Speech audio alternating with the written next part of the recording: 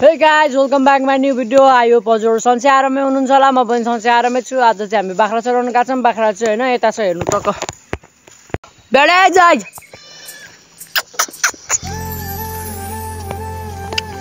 हाम्रो चाहिँ बाख्रा टन्नै छ हैन। आइरा छ मुन्नी देखि नै। कहाँ छौ तिमी? सो बाख्राहरु चाहिँ आउँदै छन् हैन।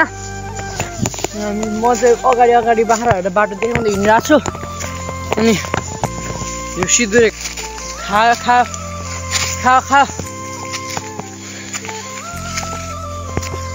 कानमा चाहिँ खुकुरीले एक छ भान्डा सिधा दिसक्यो हैन।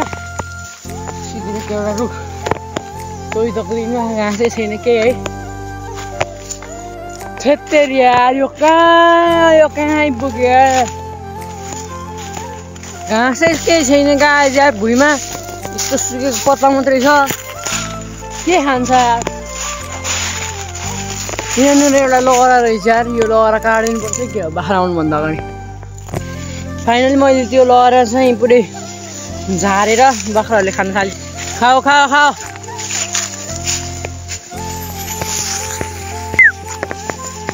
ल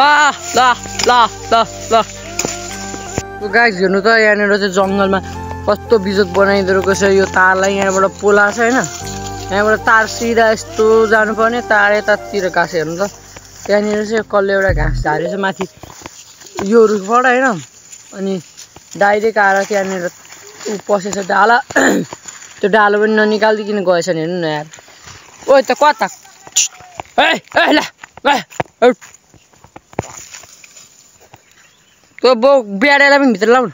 यहाँनिर चाहिँ एउटा सुकेको रुख रहेछ है। यो चाहिँ मान्छेहरूले अब यहाँनिर कसले जङ्गल आगो लगाइदिन्छ लाउनु पर्ने चाहिँ बेला भएर रहेछ यार। लस्टे घोच्ने कसले लाउँछ त्यहाँनिर लाग बेला चाहिँ यो रुख पुरै डढ्ने भयो यार। दाउरा लाग्यो भने पुरै 1 महिनालाई हुन्थ्यो। हाम्रो बाख्रा चाहिँ घरको नजिक आइसक्यो हैन। भाइ पनि म आइसक्यो माथिबाट। म चाहिँ त्यहाँबाट डाइरेक्ट गाडी झरेको। भाइ चाहिँ यता बाख्राको पछि गाडी नै आएको आउनु चाहिँ तर अलि हरियो भएको बाटो आएछ। म सुकेको भएको बाटो हेर्नु न सिमाना छ फेरि यहाँनिर हरियो र सुकेको यार। अब हामी चाहिँ यहाँबाट यता घारीतिर बाख्रा लगाइदिन्छौँ हैन। यो बाटोबाट दबाउ ब्याडे उकालो जा।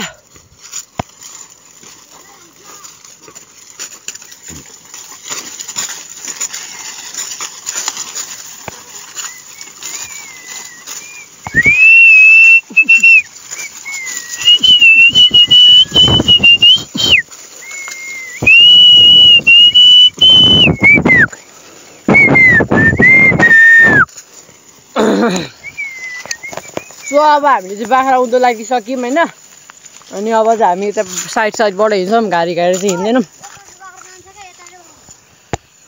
बाख्रा अब चाहिँ बाख्राहरू पनि उँधो लाग्यो हैन। अब बाख्राहरू चाहिँ हराउने सम्भावना पनि छ के बाख्राको पछि नगयो। अनि यो घारीमा जान सकिँदैन। अनि यहाँबाट यसै दामी देखिन्छ नजारा हेर्नु त। पुरै चैत वैशाख भएर पनि अलि दामी देखिन्छ। असार साउनमा झन् कुरै नगरौँ हैन। त्यहाँनिर चाहिँ हाम्रो विवेकको घर पनि देखिँदो रहेछ क्या। ऊ पनि दामी एउटा ब्लगर हो के। विवेकको घर पनि देखिन्छ। अनि यो त पवन भाइको घर पनि देखिँदो रहेछ। जुम गऱ्यो भने क्यामेरा क्वालिटी बिग्रिन्छ। तर म रामचन्द्रको बाटोमा हेर्नु न एउटा ट्र्याक्टर गएको देखिँदैछ। देखिएन होला। ल भाइ अब बाख्रा घारीतिर गइसक्यो हैन। अब फेरि उतै घारीतिर भेटौँ ल।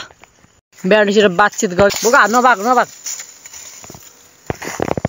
सो बोका चाहिँ डराएर तलतिर भागिसक्यो हैन। बोका मास्तिर आइज।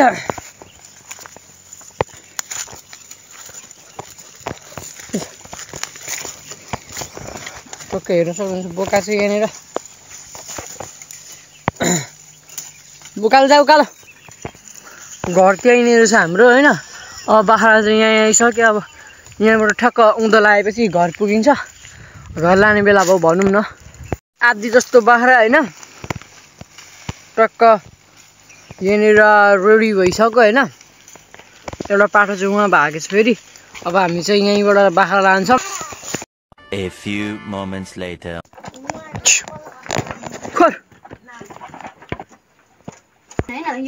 सो अब हामीले चाहिँ अहिले बाख्रा हुलिसक्यौँ अब सबैजना यहीँ छ है बाख्राहरू अब बाख्राहरू बल्ल बल्ल भेटेको होइन अब हजुरहरूलाई भिडियो मन पर्यो होला भिडियो मन पर्यो भने लाइक सब्सक्राइब सेयर कमेन्ट गरिदिनु होला हस्त नमस्ते जेनेपा